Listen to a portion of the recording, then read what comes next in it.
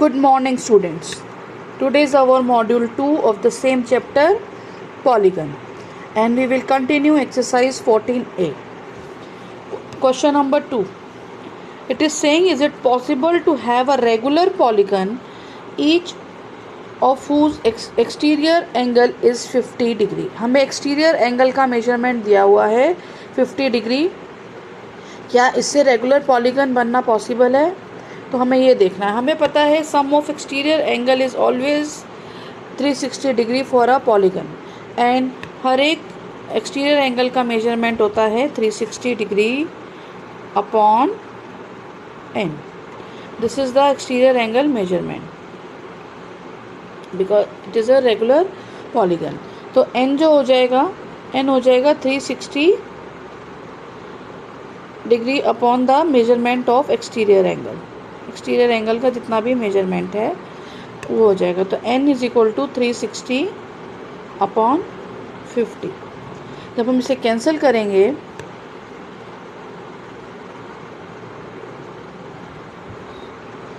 this will come out to be 7.2, which is not a perfect whole number. It is a decimal number. So decimal number में तो हमारी number of sides होती नहीं है, क्योंकि n जो होता है वो नंबर ऑफ साइड्स होती हैं. तो इसलिए इस मेजरमेंट से this type of polygon is not possible. Here I have written this is 7.2. तो it is not possible to have a regular polygon whose exterior angle is 50 degree. Now next question is, find the measure of interior angle whose of a regular polygon who having a 10 sides and 15 sides. तो first part जो जिसकी regular polygon having a 10 sides, तो इसका मतलब है all sides जो हैं इसकी सेम है, मेजरमेंट सेम है क्योंकि ये रेगुलर पॉलीगन है. तो सम ऑफ इंटीरियर एंगल्स मैंने आपको फॉर्मूला बताया था, n minus 2 into 180. This is the sum of interior angles. Sum of interior angles, क्योंकि रेगुलर पॉलीगन है तो measurement of each interior angle will be same. अब हम सम निकाल लेंगे तो सम को नंबर ऑफ साइड से डिवाइड कर देंगे तो मेजरमेंट ऑफ ईच एंगल आ जाएगा. तो sum of interior angle is 10 minus 2 into 180. 10 जो n की जगह है हमने 10 पुट कर दिया इस फॉर्मूला में. तो this will be equal to 8 into 180 degree, that is 1440 degree. अब ईच इंटीरियर एंगल निकालने के लिए जो सम है, सम को हम n से डिवाइड कर देंगे तो measurement of each interior angle आ जाएगा. तो 1440, हमारे पास साइड्स थी 10 से डिवाइड किया तो हर एक का मेजरमेंट आ गया 144 degree. Here I have written, you can see. Similarly अब हम जब 15 साइड्स का लेंगे तो n हमारे पास 15 है.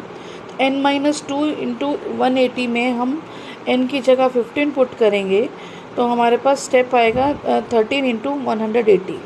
तो सम टोटल आ जाएगा, सम ऑफ इंटीरियर एंगल्स आ जाएगा हमारे पास 2340. अब measurement of each interior angle जो हो जाएगा 2340 डिवाइडेड बाय 15. जब हम इसको डिवाइड करेंगे तो आंसर आएगा हमारा 156 डिग्री. सो इस तरीके से हम कर सकते हैं. नाउ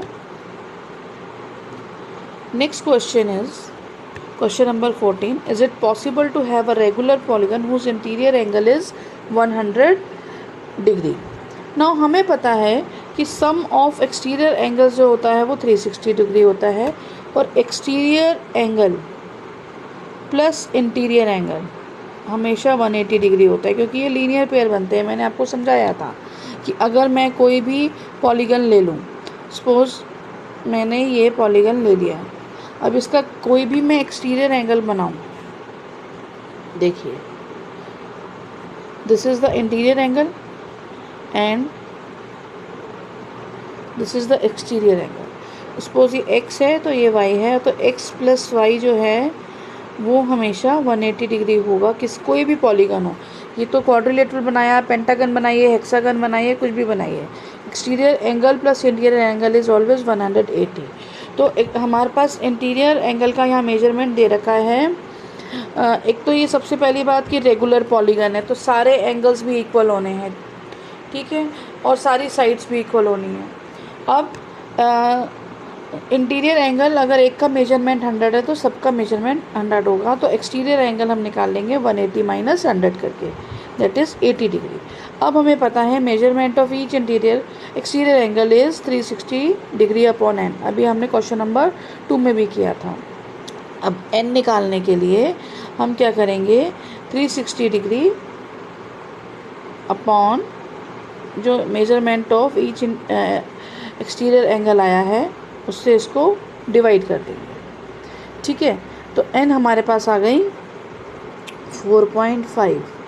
अब जो this is also a decimal number, तो it is not possible to have a side in number of sides in decimal number, so it is not possible. Now question number 7, find the number of sides of a regular polygon whose exterior angle measures 40 degree, 36 degree, 72 degree, 30 degree. तो बेटा इन सब questions में हमारा जो exterior angle है, हमें पता है कि measurement of exterior angle is 360 degree upon N. This is 360 degree, क्योंकि सबका सम जो है वो 360 डिग्री होते हैं। गलती से इधर लिखा है दिस इज 360 डिग्री, इसे करेक्ट कर लेना। तो हमारे पास हमें n निकालना है, वह जो n है वो क्या है, नंबर ऑफ साइड्स, ठीक है। तो हमें इसमें नंबर ऑफ साइड्स निकालनी है, तो n जो हो जाएगा 360 degree upon measurement of each exterior angle. तो यही फॉर्मूला सारे क्वेश्चंस में हम लगा देंगे। देखिए ये फॉर्मूला हमने लिखा है, तो हम यही लगाते हैं 360 upon measurement of each exterior angle हमें कर देना है, यानी कि 360 को एक बार 40 से, 36 से, 72 से, 30 से डिवाइड करना है, तो हमारे पास नंबर ऑफ साइड्स आ जाएंगे। देखिए फर्स्ट पार्ट में एक्सटीरियर एंगल 40 है, तो number of sides equal to 360 degree upon measurement of each interior angle, तो ये आ जाएगी 9। 0 से 0 कैंसिल और इधर 9। Now each exterior angle is 36 degree, तो number of sides is equal to 360 upon 36 degree, this is equal to 10, तो n आ जाएगा। अब अगर आपका एक्सटीरियर एंगल 72 है, तो number of side 360 degree upon 72, तो ये आ जाएगा 5 is the answer. Similarly, for 30 degree, number of sides is equal to 360 degree upon exterior angle, तो इसको काटेंगे तो हमारा कैंसलिंग करने पे ही आ जाएगा 12। तो इस तरीके से निकाल देते हैं। This is the simplest question of the. Now question number 8, in the given figure find the measurement of the angle of x. देखिए ये एक एक्सटीरियर एंगल दिया हुआ है एक्स, इसका मेजरमेंट निकालना है।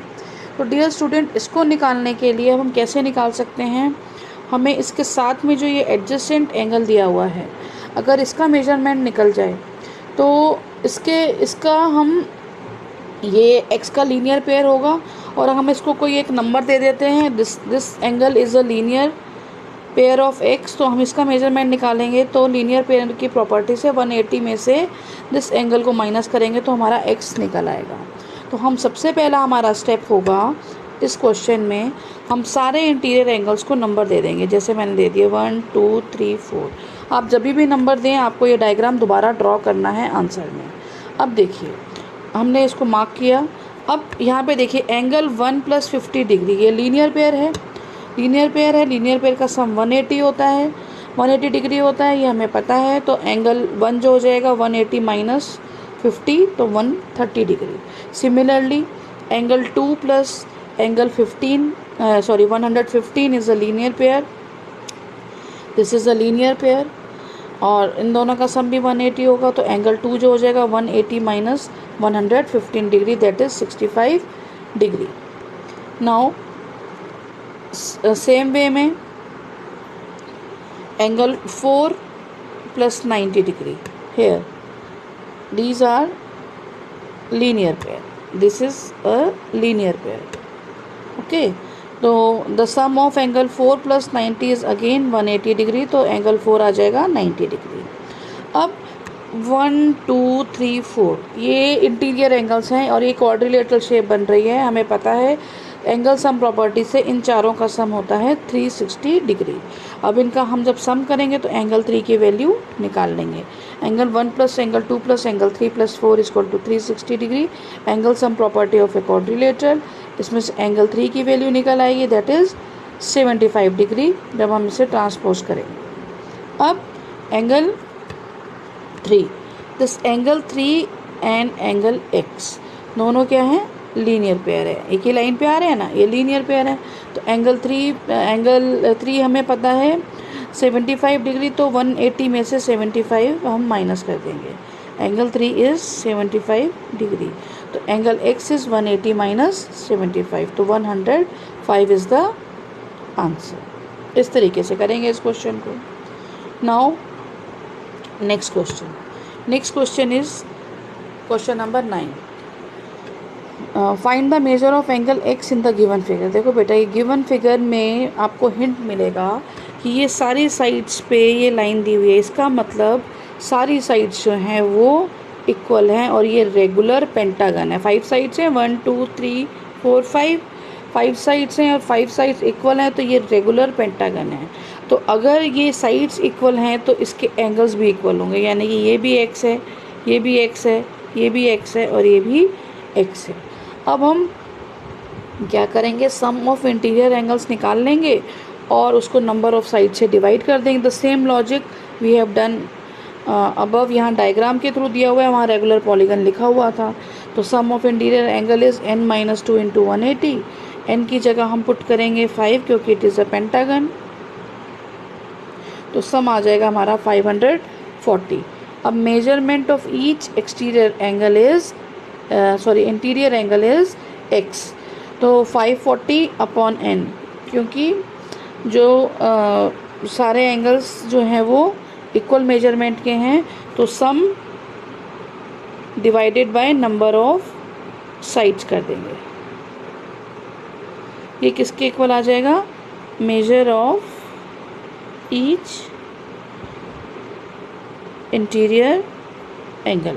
जब इसको हम डिवाइड करेंगे तो आंसर आ जाएगा 108. सो इस तरीके से हमारी ये एक्सरसाइज कंप्लीट हो गई. Now I want to discuss this example.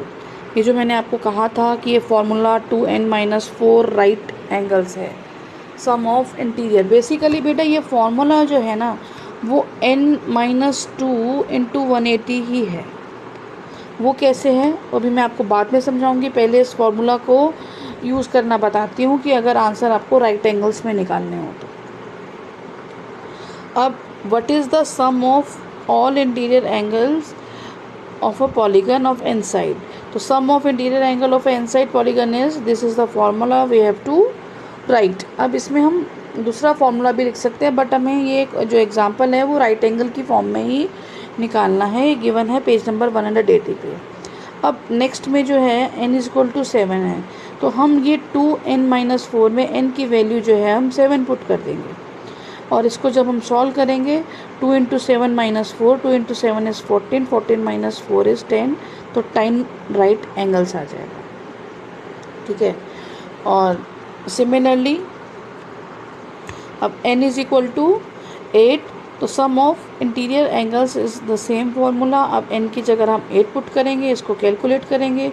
2 × 18 is 16, 16 - 4 is 12, तो 12 right angles. Now next part is n = 4, तो सेम फार्मूला, हम n की जगह 10 पुट करेंगे. 2 × 10 इज़ 20, 20 - 4 इज़ 16 राइट एंगल्स. तो इस तरीके से अगर आंसर राइट एंगल्स में निकालना हो तो ये फार्मूला यूज़ करेंगे. अदरवाइज़ आपको ये फार्मूला नहीं यूज़ करना है, आपको सीधा ये सिंपल फार्मूला यूज़ करना है जो कि एप्लीकेबल है to every polygon, any type of polygon. ठीक है. और ये पर्टिकुलरली हमारे कॉन्वेक्स पॉलीगन में एप्लीकेबल होता है. तो आपको ये वाला जो पर्टिकुलर एग्जांपल है आपको do it with this formula also आपको करना है अपनी कॉपी में ही वर्क में। अब मैं आपको बता रही थी कि जो ये फॉर्मूला है ये बेसिकली n-2 इंटू 180 कैसे है। देखो बेटा मैं एक्सप्लेन कर रही हूँ। 2n-4 इंटू राइट एंगल होता है 90 डिग्री। इसका मतलब हो गया, और इसमें से अगर हम 2 कॉमन ले लें 2 इंटू n-2 आ जाएगा। राइट एंगल हो गया 90 डिग्री और 2 into 90 degree is n-2 into 180 degree, वही फॉर्मूला आ गया। तो इस तरीके से आपको ये सेम फार्मूला है, इसलिए आपको ये वाला क्वेश्चन जो है इस फॉर्मूला से भी सॉल्व करना है। और अगर आपके कई बार MCQs में आता है कि राइट एंगल्स में ही मांगता है तो आप ये कर दीजिए। आप इस फॉर्मूला से भी राइट एंगल्स निकाल सकते हैं। जितना भी सम आएगा उसको 90 से डिवाइड कर देंगे तो नंबर ऑफ़ राइट एंगल्स निकल आएंगे। ठीक है, आप उस तरीके से भी कर सकते हैं। Now exercise 14b, this is basically an exercise with objective type question. The question number 1 is how many diagonals are there in a pentagon. Pentagon है तो मीन्स n जो है हमारा 5 है, n क्योंकि नंबर ऑफ साइड्स होता है, and number of diagonals is equal to number of diagonals का फॉर्मूला होता है n इंटू n-3/2। यही फार्मूला लगना है जहाँ पे भी नंबर ऑफ डायगनल्स कहेंगे निकालने के लिए। तो number of diagonal is this, n is equal to 5, n की जगह हम 5 पुट करेंगे तो 5 इंटू 5-3, 5-3 2 हो जाएगा, 2 से 2 कैंसिल, तो आंसर आ जाएगा 5। तो इसका करेक्ट आंसर हुआ A। Similarly in question number 2, how many diagonals are there in hexagon. Hexagon में n जो है हमारा 6 है, तो नंबर ऑफ डायगनल्स हो गए n इंटू n-3/2। अब n की जगह हम 6 पुट करेंगे तो हमारे पास आ जाएगा 6 इंटू 3/2, 2 से 6 ये कैंसिल, आंसर आ गया 9। तो 9 आंसर है, option C is correct. Now question number 3, it is also similar question. इसमें डायगनल्स निकालने हैं ऑक्टागन के। तो n जो हमारा 8 है तो n इंटू n-3/2 में n की जगह हम 8 पुट करेंगे, 8-3/2, तो 8 इंटू 5/2, 2 4, आंसर आ गया 20। तो इसका डी ऑप्शन करेक्ट है, यहाँ पे D option is correct. Now question number 4. Question number 4 is also a similar question. In this we have to find out the diagonals of a polygon, वहाँ जहाँ पे n जो है 12 दिया है। तो 12 इंटू 12-3/2, तो 12 इंटू 9/2, आंसर आ गया 54। तो हमारा D option is correct. Now question number 5, ये अभी मैं समझा रही हूँ, बट आप जब फैक्टराइजेशन वाला चैप्टर कर लेंगे तब आपको इसके स्टेप समझ में आएंगे। तब तक आप इस क्वेश्चन को नोट करके रख लीजिए, और ये मिड टर्म में भी नहीं आएगा, नॉट इन मिड टर्म, क्योंकि इसको जो सॉल्व करने का तरीका है वो फैक्टराइजेशन के बाद आपको समझ में आएगा। बट आप इसको नोट करके रख लेना। यहाँ पे हमें नंबर ऑफ़ डायगनल्स दिए हुए हैं और n हमें निकालना है। तो नंबर ऑफ़ डायगनल्स का फॉर्मूला होता है n इंटू n-3/2। ठीक है, तो अब 27 equal to n into n-3/2, तो इधर क्रॉस मल्टीप्लाई करेंगे तो 27 इंटू 2 हो जाएगा, और इधर मल्टीप्लाई कर देंगे n into n is n² और 3 इंटू n इज़ -3n। अब ये हो जाएगा 54 is equal to n² -3n। और इसके बाद इसको जब ट्रांसपोज करेंगे left hand side right hand side पे, तो n² -3n -54 is equal to 0 आ जाएगा। यहाँ तक तो आप निकाल लेंगे। अब इसके बाद इसको कैसे सॉल्व करना है, ये मिड टर्म को स्प्लिट करना होता है। ये अभी आपको समझ नहीं आएगा, बाद में समझ में आएगा, तो आप बस इसको नोट कर लीजिएगा। -3n को हम लिख सकते हैं -9n + 6n, और अब n² -9n में से हम n कॉमन लेंगे n-9, और यहाँ पे हम 6 कॉमन लेंगे तो आ जाएगा अंदर n-9। अब इन दोनों के केस में n-9 आपका कॉमन और n+6 अंदर आएगा। अब इस दोनों ही इक्वल टू 0 हैं, या तो ये 0 है या ये 0 है, तो n इज इक्वल टू -6 और n इज इक्वल टू 9। तो नेगेटिव वैल्यू हमारी आ नहीं सकती है नंबर ऑफ साइड्स के लिए, तो हमारा आंसर आ जाएगा n इज इक्वल टू 6। तो सी ऑप्शन इज़ करेक्ट। आप इस आंसर को नोट करके रख लीजिएगा, जब हम मिड टर्म स्प्लिट करेंगे तब आप इसको लिंक करेंगे तो आपको समझ में आ जाएगा, बट ये मिड टर्म में नहीं आएगा question. Now for today's homework you have to note down the question explain in your geometry copy, और ज्योमेट्री कॉपी में काम कैसे करना है वो मैंने आपको समझाया हुआ है। Now thank you.